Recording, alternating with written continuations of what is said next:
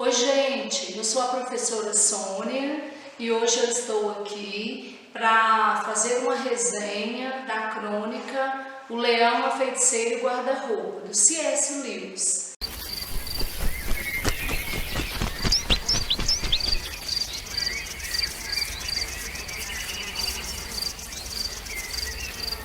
Esta crônica, ela foi a primeira a ser publicada e a primeira a ser escrita. Para você entender bem O Leão, a Feiticeira e o Guarda-Roupa, é interessante que você volte lá. O link ficará na descrição do vídeo.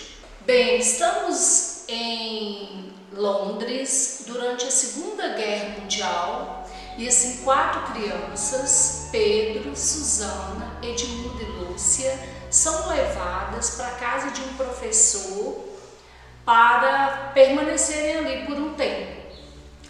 E assim, numa das brincadeiras deles de esconde-esconde, a Lúcia entra no guarda-roupa. E no Sobrinho do Mago, os anéis mágicos é que conduzia a Nárnia. Nessa crônica, é o guarda-roupa o caminho para se chegar lá. E a Lúcia acaba pisando nessas terras. Tudo diferente, um lugar encantado, mas dessa vez Nárnia ainda não tinha aquela mesma alegria, porque ela tinha a feiticeira branca, a Jades, lembra dela? A feiticeira estava comandando essas terras. E a Lúcia andando ali encontra com o Fauno, Thanos. E olha, o Fauno, ele trabalhava para a feiticeira branca. Ele era incumbido de aprisionar os seres humanos. Mas o Thanos, ele fica encantado com a Lúcia. E assim ele conta para ela que aquele lugar ele era enfeitiçado. E por que a feiticeira tinha tanto interesse em aprisionar os humanos? Porque se os humanos ocupassem os tronos de Caim para Avel, ela perderia o seu domínio e morreria. Por isso, tanto interesse em aprisionar os humanos. A Lúcia então volta para casa e conta aquela aventura para os seus irmãos. Claro, eles não acreditam. E aí de uma outra vez ela entra no guarda-roupa novamente e cai em Nárnia. E aí o Edmundo vai junto. A Lúcia toma o caminho da casa do Fauno e o Edmundo encontra com a feiticeira. E claro, quando a feiticeira o vê, ela oferece para ele um manjar. E o Edmundo fica encantado com aquela delícia. Ele não sabia que estava sendo aprisionado. Só que ela diz para ele assim: volte aqui, traga os seus irmãos, porque aí eu vou te fazer um grande líder. E eles voltam novamente para casa, Lúcia e Edmundo. Contam para os irmãos. E o Edmundo coloca meio que a Lúcia assim como uma menina mentirosa. Pedro e Susana então vão conversar com o professor. E é interessante porque o professor não desmente aquela história, não desmente a Lúcia e de uma certa forma provoca neles um desejo, uma curiosidade de saber se aquilo era real mesmo. Os 4 irmãos então resolvem entrar no guarda-roupa e assim caem em Nárnia. Eles seguem com a Lúcia até a casa do Fauno. Mas que pena, quando chegam lá, encontram apenas um recado ali que ele tinha sido aprisionado pela feiticeira. E o Edmundo não está com eles. Então, eles encontram um castor. E aí esse castor vai contar para eles sobre Nárnia. Que Nárnia estava enfeitiçada, mas que Aslan estava a caminho. E que Aslan tiraria Nárnia daquela situação. E até o poema, um velho poema da história de Nárnia, esse castor lê para eles. Olha que lindo! O mal será bem quando Aslan chegar. Ao seu rugido, a dor fugirá. Nos seus dentes o inverno morrerá, na sua juba a flor há de voltar. E também esse castor cita um trecho de uma canção: quando a carne de Adão, quando o osso de Adão em cair para véu, no trono sentar, então há de chegar ao fim a aflição. Os meninos entendem que Aslan de fato era um líder, era alguém que estava ali para livrar aquele povo daquela situação. Eles então seguem para a mesa de pedra, porque lá encontraria o Aslan. No caminho, gente, acontece uma coisa muito interessante. Sabe com quem que eles encontram? Com o Papai Noel. E aí o Papai Noel, ele dá para os meninos presentes. Por exemplo, o Pedro, ele dá uma espada. E essa espada depois vai ser tão importante para o Pedro. Dá para a Lúcia um licorzinho. E dá presente para a Susana, para o Castor, para sua esposa. E também acontece algo muito legal. Aquele gelo começa a derreter. A feiticeira então fica muito irritada com Edmundo porque não trouxe seus irmãos. E ela aprisiona. E envia um lobo para ir até o acampamento onde eles estavam. Mas esse lobo é morto pela espada de Pedro. Os aliados de Aslan então se dirigem nessa direção do lobo. E aí eles veem que o Edmundo tinha sido aprisionado pelo feiticeiro e que ele poderia ser morto.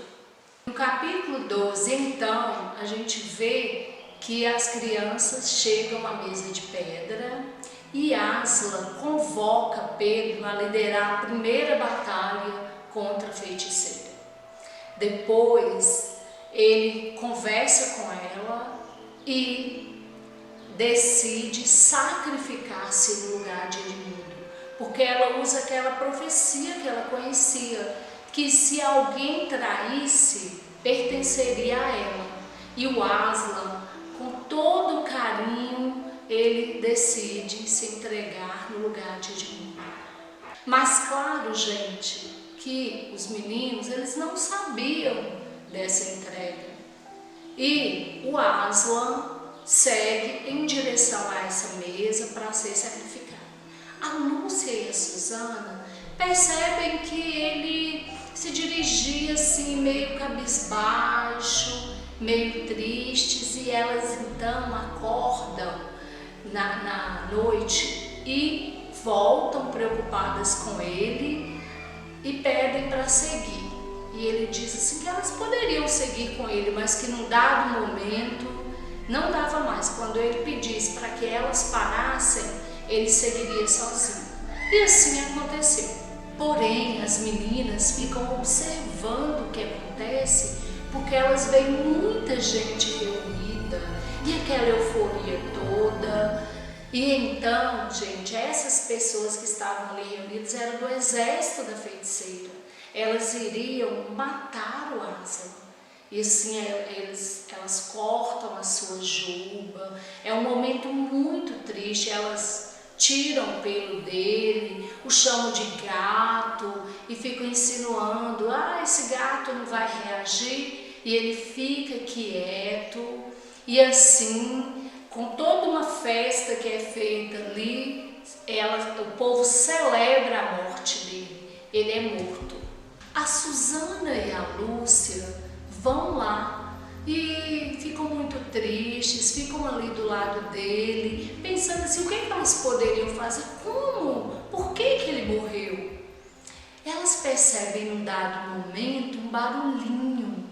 Eram uns ratinhos roendo aquelas cordas, porque ele tinha sido preso. E aí os ratinhos roem as cordas e, num dado momento, elas ouvem um barulho muito forte e a pedra foi rachada ao meio, ela se parte no meio. Então, quando elas olham de novo, cadê Aslan? Elas não mais o veem. Mas, de uma maneira linda, mágica, Aslan aparece vivo. E aí elas vão felizes encontrar com ele, e ele conta para elas uma história linda, que a feiticeira não conhecia o segredo mais profundo daquela profecia, que se alguém se entregasse pelo outro por vontade própria, ele ressuscitaria. Então, quando Aslan se entregou pelo Edmundo, ele não levou em conta as faltas do Edmundo, ele se entregou voluntariamente, por isso ele ressuscitou. E aí a festa é linda, ele pede para que elas montem nele, porque eles precisariam ir lá no castelo da feiticeira para descongelar todos que tinham sido congelados por ela durante aquele tempo em que ela reinou, porque eles fariam parte do exército para ajudar o Pedro, e depois eles seriam levados lá para a batalha para ajudarem o Pedro, e assim aconteceu. Dessa forma, depois de serem descongelados, todos se dirigem à batalha, inclusive o Fauno, que fica felicíssimo quando é descongelado, e claro, ele vê a Lúcia, fica todo feliz, a Lúcia é radiante de alegria e segue. Quando chegam lá na batalha, esse exército, claro, a favor de Aslan, participa, ajuda. Num dado momento, então, Pedro encontra com eles e conta que o Edmundo foi muito batalhador, que inclusive tinha sido o Edmundo que tinha conseguido matar a feiticeira. E eles vão lá então ver o Edmundo, porém, quando chegam ele estava muito machucado, cheio de sangue e apagado. O Aslan pede para a Lúcia usar aquele licor que ela havia ganhado do Papai Noel. E ela vai e passa esse líquido no Edmundo, e aí o Edmundo, claro, vai ganhando vida. E não apenas no Edmundo, ela usa esse licor em outras pessoas ali, em outros seres que estavam mortos para reviverem, e todos reviveram. Então é lindo pensar que Edmundo ali ele se entregou naquela batalha, porque ele reconheceu o amor de Aslan por ele, a entrega de Aslan por ele. O capítulo final, então, gente, vai narrar a coroação das crianças. Pedro, Edmundo, Susana e Lúcia vão compor aquelas 4 cadeiras ali no trono de Cair Paravel. E assim eles reinam ali por muito tempo. Depois retornam à casa. É interessante que eles vão contar para o professor toda aquela aventura vivida lá em Nárnia. E o professor diz assim, que essa seria apenas uma das aventuras, que eles voltariam novamente a Nárnia, mas não pelo mesmo caminho.